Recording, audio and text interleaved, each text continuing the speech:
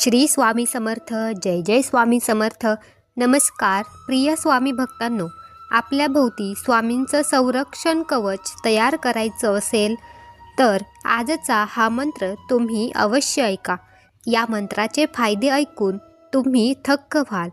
जर तुम्हाला हा व्हिडिओ न शोधता सापडला आहे, मोबाईल पाहताना अचानक तुमच्यासमोर हा व्हिडिओ आला आहे, या मंत्रातील अद्भुत शक्ती तुमच्या अवतीभोवती प्राप्त होण्यासाठी, स्वामींचा आशीर्वाद तुमच्यापर्यंत पोहोचण्यासाठी हा व्हिडिओ तुम्हाला आज मिळाला आहे.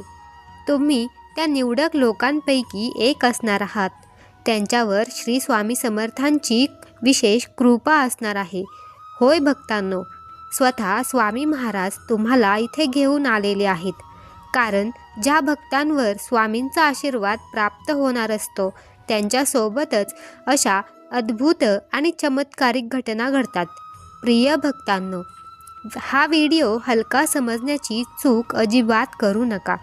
कारण एकदा का श्री स्वामी समर्थ महाराजांची विशेष कृपा तुमच्यावर झाली तर तुमच्या नशिबाचे दार उघडेल. आजचा दिवस तुमचे नशीब बदलणार आहे. आत्ताच या क्षणी दुःख, गरिबी, नकारात्मकता आणि आजारपण, दरिद्री सर्व काही या क्षणी संपणार आहे आणि तुमच्या जीवनात सुखाचा, समाधानाचं, आनंदाचं महासागर येणार आहे. प्रिय भक्तांनो, तुम्हीही सतत पैशाची चिंता करत असाल तर आजपासून चिंता करणे सोडून द्या. तुमची सर्व काळजी आता संपणार आहे. फक्त हा पवित्र मंत्र जो तुमच्या कानावर पडणार आहे तो श्रद्धेने ऐका. आजचा हा मंत्र तुम्ही खऱ्या मनाने ऐकला तर तुमचे नशीब कसे उजळते तुम्ही स्वतः डोळ्यांनी पाहाल. प्रिय भक्तांनो, उगाचच नकारात्मक विचार करू नका. सतत आपण गरीब आहे, आपल्याकडे पैसे नाहीत असे विचार आपण मनात आणतो, तेव्हाच आपलं मन निराश होतं. पण नेहमीच दुःखी राहून रडत बसण्यापेक्षा काहीतरी कार्य करा. तुमचं मन आनंदात रमवा. तुम्हाला देवाचा चमत्कारिक आशीर्वाद प्राप्त करून घ्यायचा आहे ना, मग आत्ताच हा मंत्र ऐकायला सुरुवात करा. हा मंत्र शेवटपर्यंत ऐका, कारण शेवटच्या क्षणी असा चमत्कार होणार आहे याची तुम्ही कल्पनाही केली नसेल. प्रिय भक्तांनो, तुम्ही अनेक वर्षापासून संघर्ष करत आहात का? तुम्ही नोकरीसाठी प्रयत्न करताय, ती अजून तुम्हाला मिळाली नाही. कष्ट करूनही हातात पैसा टिकत नाही, मनाला समाधान नाही. या सर्व अडचणींपासून तुम्ही जात आहात का? तर आता काळजी करू नका, कारण हा व्हिडिओ तुम्हाला न शोधता मिळाला आहे. भक्तांनो, मंत्राच्या चांगल्या प्रभावासाठी तुम्हाला हा मंत्र संपूर्ण ऐकावा लागेल. हा मंत्र अर्धवट सोडला तर याचा प्रभाव दूर होऊ लागतो. म्हणून तुम्ही हा मंत्र अर्धवट सोडू नका. तुम्ही जितक्या श्रद्धेने या मंत्राचा जप कराल तितकाच स्वामींचा आशीर्वाद तुम्हाला परत मिळणार आहे. भक्तांनो, ज्या क्षणी आपल्या अंतःकरणातून एखादी गोष्ट मागितली जाते तेव्हा संपूर्ण ब्रह्मांड ती गोष्ट मिळवून देण्यासाठी तुमच्या पाठीशी उभी राहते. आणि आपले स्वामी समर्थ महाराज तर ब्रह्मांडाचे नायक आहेत. तुमची इच्छा ते नक्कीच पूर्ण करणार. तुम्ही फक्त स्वामींच्या नितीन श्रद्धेवर विश्वास ठेवा. भक्तांनो, आजच्या या पवित्र क्षणी तुमच्या मनातील सर्व इच्छा पूर्ण होऊ शकतात. हा स्वामींचा मंत्र तुम्हाला तुमच्या हृदयात खोलवर रुजवायचा आहे. स्वामींजवळ मनापासून प्रार्थना करायची आहे आणि मग बघा तुमच्या इच्छा कशा पूर्ण होऊ लागतील. हा स्वामींचा अद्भुत मंत्र आहे. एका क्षणासाठी डोळे बंद करा. आपल्या स्वामींची मूर्ती डोळ्यासमोर आणा आणि तुमच्या आयुष्यात होणारा चमत्कार पहा. भक्तांनो, आम्ही खात्री देतो, हा मंत्र ऐकल्यानंतर तुमच्या आयुष्यात चमत्कार होणारच. विश्वास असेल तर होय स्वामी टाईप करा. स्वामी भक्तांनो, तुम्हाला हा मंत्र मन लावून शांतपणे ऐकायचा आहे. स्वामी भक्तांनो, तुम्हाला जर भविष्यातही असे स्वामींचे मंत्र जप ऐकायचे असतील तर आपल्या चॅनेलला सबस्क्राईब नक्की करा आणि स्वामी परिवाराचे सदस्य व्हा. चला तर प्रेमळ स्वामी भक्तांनो, आजच्या या मंत्र जपाला सुरुवात करूया. नमो श्री स्वामी समर्थाय इच्छासिद्धये नमः। ॐ नमो श्री स्वामी समर्थाय इच्छासिद्धये नमः। ॐ नमो श्री स्वामी समर्थाय इच्छासिद्धये नमः। ॐ नमो श्री स्वामी समर्थाय इच्छासिद्धये नमः। ॐ नमो श्री स्वामी समर्थाय इच्छासिद्धये नमः। ॐ नमो श्री स्वामी समर्थाय इच्छासिद्धये नमः। ॐ नमो श्री स्वामी समर्थाय इच्छासिद्धये नमः। ॐ नमो श्री स्वामी समर्थाय इच्छासिद्धये नमः। ॐ नमो श्री स्वामी समर्थाय इच्छासिद्धये नमः। ॐ नमो श्री स्वामी समर्थाय इच्छासिद्धये नमः। ॐ नमो श्री स्वामी समर्थाय इच्छासिद्धये नमः। ॐ नमो श्री स्वामी समर्थाय इच्छासिद्धये नमः। ॐ नमो श्री स्वामी समर्थाय इच्छासिद्धये नमः। ॐ नमो श्री स्वामी समर्थाय इच्छासिद्धये नमः। ॐ नमो श्री स्वामी समर्थाय इच्छासिद्धये नमः। ॐ नमो श्री स्वामी समर्थाय इच्छासिद्धये नमः। ॐ नमो श्री स्वामी समर्थाय इच्छासिद्धये नमः। ॐ नमो श्री स्वामी समर्थाय इच्छासिद्धये नमः। ॐ नमो श्री स्वामी समर्थाय इच्छासिद्धये नमः। ॐ नमो श्री स्वामी समर्थाय इच्छासिद्धये नमः। ॐ नमो श्री स्वामी समर्थाय इच्छासिद्धये नमः। ॐ नमो श्री स्वामी समर्थाय इच्छासिद्धये नमः। ॐ नमो श्री स्वामी समर्थाय इच्छासिद्धये नमः। ॐ नमो श्री स्वामी समर्थाय इच्छासिद्धये नमः। ॐ नमो श्री स्वामी समर्थाय इच्छासिद्धये नमः। ॐ नमो श्री स्वामी समर्थाय इच्छासिद्धये नमः। ॐ नमो श्री स्वामी समर्थाय इच्छासिद्धये नमः। ॐ नमो श्री स्वामी समर्थाय इच्छासिद्धये नमः। ॐ नमो श्री स्वामी समर्थाय इच्छासिद्धये नमः।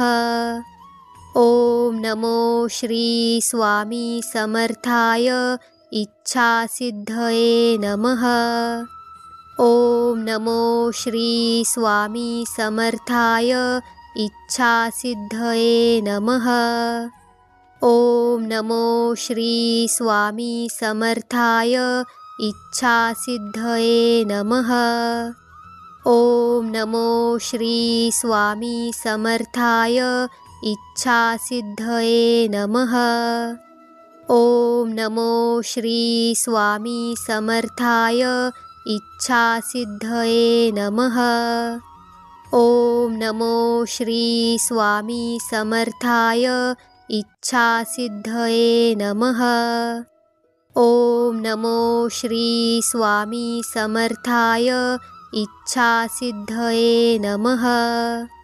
ओम नमो श्री स्वामी समर्थाय इच्छासिद्धये नमः। ओम नमो श्री स्वामी समर्थाय इच्छासिद्धये नमः। ओम नमो श्री स्वामी समर्थाय इच्छासिद्धये नमः। ओम नमो श्री स्वामी समर्थाय इच्छासिद्धये नमः। ओम नमो श्री स्वामी समर्थाय इच्छासिद्धये नमः। ओम नमो श्री स्वामी समर्थाय इच्छासिद्धये नमः।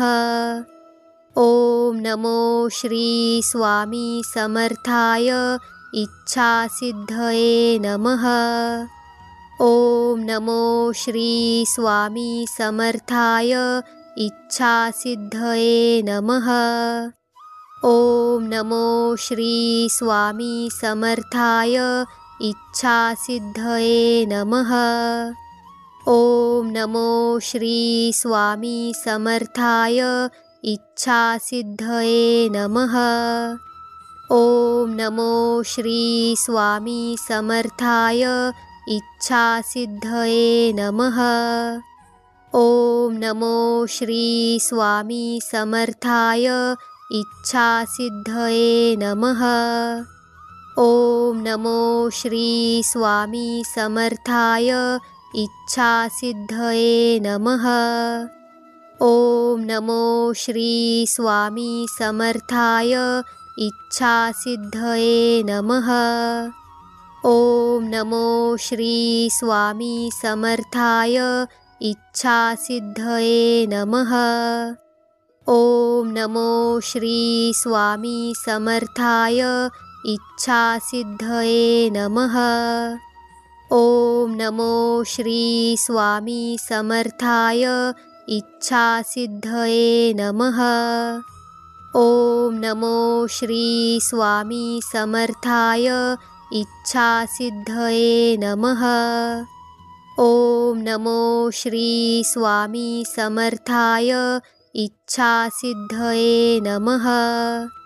ओम नमो श्री स्वामी समर्थाय इच्छासिद्धये नमः। ओम नमो श्री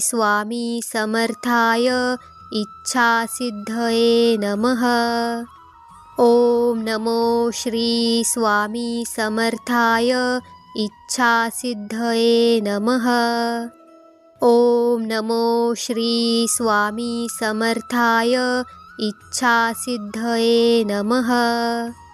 ओम नमो श्री स्वामी समर्थाय इच्छासिद्धये नमः। ओम नमो श्री स्वामी समर्थाय इच्छासिद्धये नमः। ओम नमो श्री स्वामी समर्थाय इच्छासिद्धये नमः। ओम नमो श्री स्वामी समर्थाय इच्छासिद्धये नमः।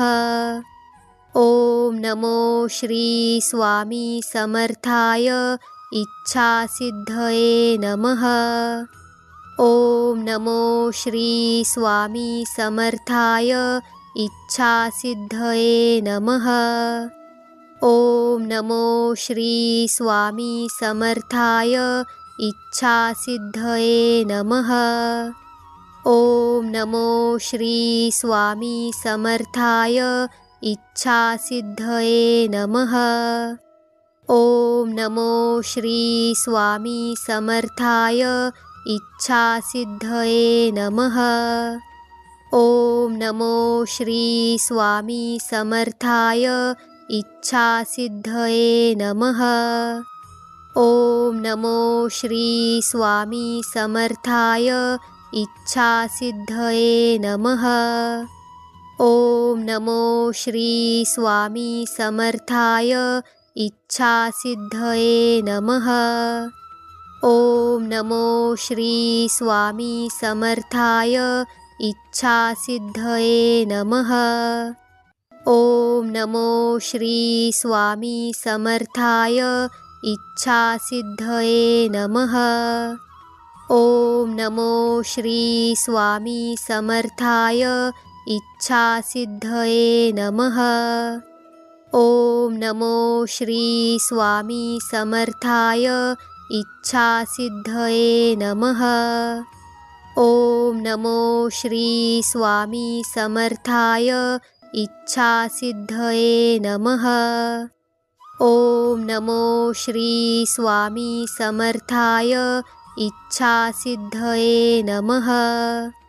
ओम नमो श्री स्वामी समर्थाय इच्छासिद्धये नमः। ओम नमो श्री स्वामी समर्थाय इच्छासिद्धये नमः।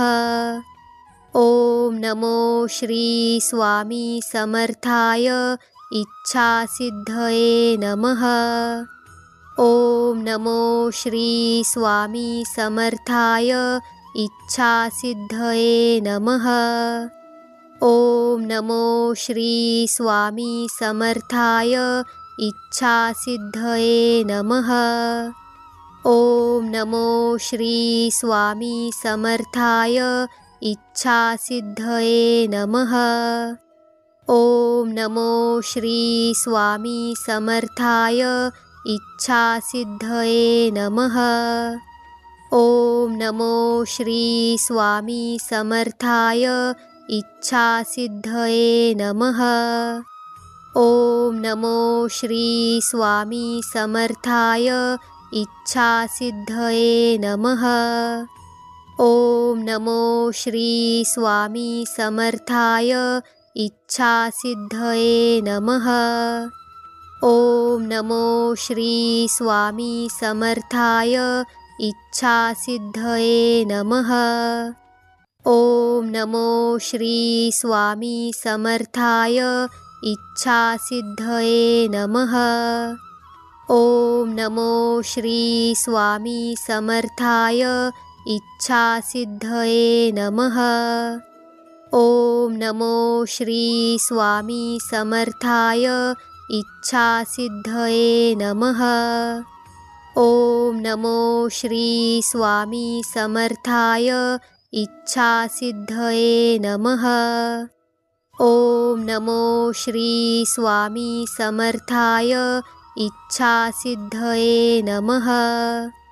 ओम नमो श्री स्वामी समर्थाय इच्छासिद्धये नमः। ओम नमो श्री स्वामी समर्थाय इच्छासिद्धये नमः। ओम नमो श्री स्वामी समर्थाय इच्छासिद्धये नमः।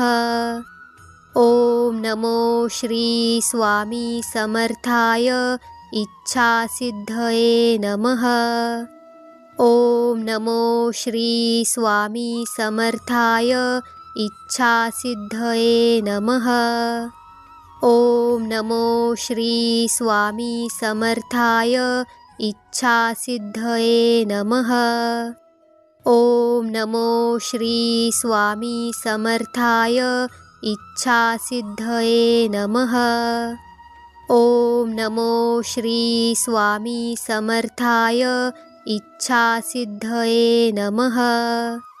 ओम नमो श्री स्वामी समर्थाय इच्छासिद्धये नमः। ओम नमो श्री स्वामी समर्थाय इच्छासिद्धये नमः। ओम नमो श्री स्वामी समर्थाय इच्छासिद्धये नमः। ओम नमो श्री स्वामी समर्थाय इच्छासिद्धये नमः।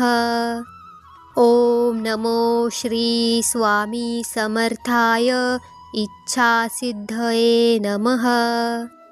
ओम नमो श्री स्वामी समर्थाय इच्छासिद्धये नमः। ओम नमो श्री स्वामी समर्थाय इच्छासिद्धये नमः।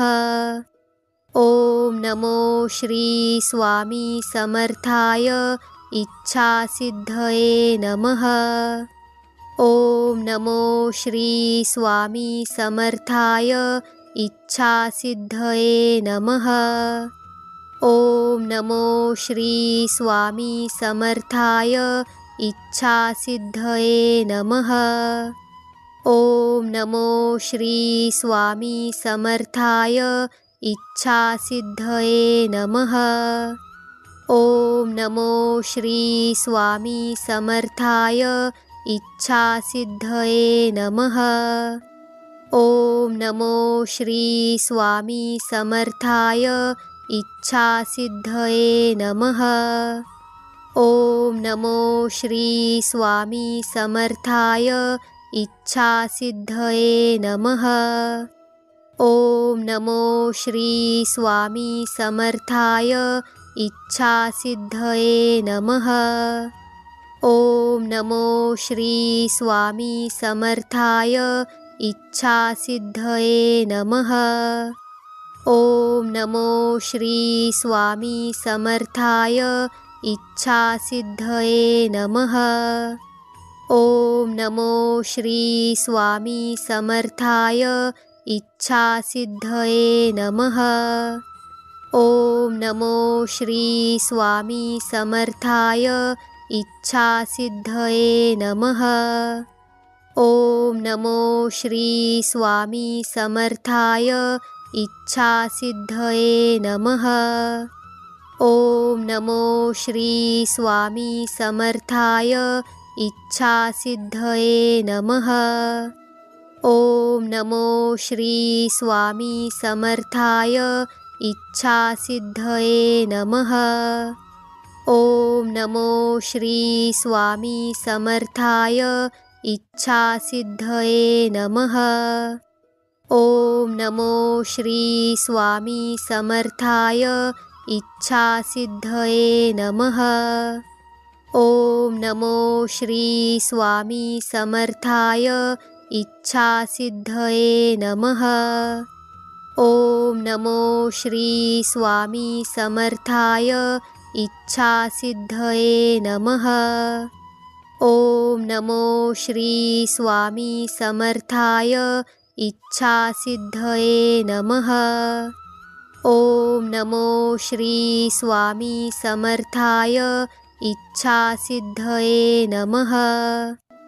ओम नमो श्री स्वामी समर्थाय इच्छासिद्धये नमः। ओम नमो श्री स्वामी समर्थाय इच्छासिद्धये नमः। ओम नमो श्री स्वामी समर्थाय इच्छासिद्धये नमः। ओम नमो श्री स्वामी समर्थाय इच्छासिद्धये नमः। ओम नमो श्री स्वामी समर्थाय इच्छासिद्धये नमः। ओम नमो श्री स्वामी समर्थाय इच्छासिद्धये नमः। ओम नमो श्री स्वामी समर्थाय इच्छासिद्धये नमः। ओम नमो श्री स्वामी समर्थाय इच्छासिद्धये नमः। ओम नमो श्री स्वामी समर्थाय इच्छासिद्धये नमः। ओम नमो श्री स्वामी समर्थाय इच्छासिद्धये नमः। ओम नमो श्री स्वामी समर्थाय इच्छासिद्धये नमः। ओम नमो श्री स्वामी समर्थाय इच्छासिद्धये नमः। ओम नमो श्री स्वामी समर्थाय इच्छासिद्धये नमः। ओम नमो श्री स्वामी समर्थाय इच्छासिद्धये नमः। ओम नमो श्री स्वामी समर्थाय इच्छासिद्धये नमः। ओम नमो श्री स्वामी समर्थाय इच्छासिद्धये नमः। ओम नमो श्री स्वामी समर्थाय इच्छासिद्धये नमः। ओम नमो श्री स्वामी समर्थाय इच्छासिद्धये नमः। ओम नमो श्री स्वामी समर्थाय इच्छासिद्धये नमः। ओम नमो श्री स्वामी समर्थाय इच्छासिद्धये नमः। ओम नमो श्री स्वामी समर्थाय इच्छासिद्धये नमः। ओम नमो श्री स्वामी समर्थाय इच्छासिद्धये नमः। ओम नमो श्री स्वामी समर्थाय इच्छासिद्धये नमः। ओम नमो श्री स्वामी समर्थाय इच्छासिद्धये नमः। ओम नमो श्री स्वामी समर्थाय इच्छासिद्धये नमः। ओम नमो श्री स्वामी समर्थाय इच्छासिद्धये नमः। ओम नमो श्री स्वामी समर्थाय इच्छासिद्धये नमः। ओम नमो श्री स्वामी समर्थाय इच्छासिद्धये नमः। ओम नमो श्री स्वामी समर्थाय इच्छासिद्धये नमः। ओम नमो श्री स्वामी समर्थाय इच्छासिद्धये नमः। ओम नमो श्री स्वामी समर्थाय इच्छासिद्धये नमः। ओम नमो श्री स्वामी समर्थाय इच्छासिद्धये नमः। ओम नमो श्री स्वामी समर्थाय इच्छासिद्धये नमः। ओम नमो श्री स्वामी समर्थाय इच्छासिद्धये नमः। ओम नमो श्री स्वामी समर्थाय इच्छासिद्धये नमः। ओम नमो श्री स्वामी समर्थाय इच्छासिद्धये नमः। ओम नमो श्री स्वामी समर्थाय इच्छासिद्धये नमः। ओम नमो श्री स्वामी समर्थाय इच्छासिद्धये नमः। ओम नमो श्री स्वामी समर्थाय इच्छासिद्धये नमः। ओम नमो श्री स्वामी समर्थाय इच्छासिद्धये नमः। ओम नमो श्री स्वामी समर्थाय इच्छासिद्धये नमः। ओम नमो श्री स्वामी समर्थाय इच्छासिद्धये नमः। ओम नमो श्री स्वामी समर्थाय इच्छासिद्धये नमः। ओम नमो श्री स्वामी समर्थाय इच्छासिद्धये नमः। ओम नमो श्री स्वामी समर्थाय इच्छासिद्धये नमः। ओम नमो श्री स्वामी समर्थाय इच्छासिद्धये नमः। ओम नमो श्री स्वामी समर्थाय इच्छासिद्धये नमः। ओम नमो श्री स्वामी समर्थाय इच्छासिद्धये नमः। ओम नमो श्री स्वामी समर्थाय इच्छासिद्धये नमः। ओम नमो श्री स्वामी समर्थाय इच्छासिद्धये नमः। ओम नमो श्री स्वामी समर्थाय इच्छासिद्धये नमः। ओम नमो श्री स्वामी समर्थाय इच्छासिद्धये नमः।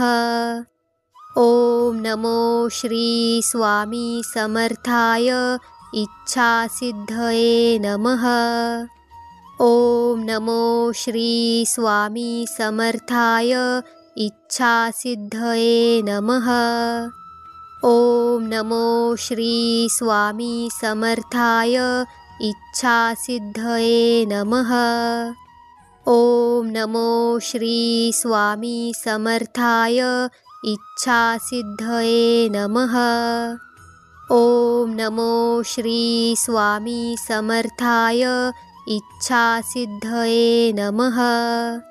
ओम नमो श्री स्वामी समर्थाय इच्छासिद्धये नमः।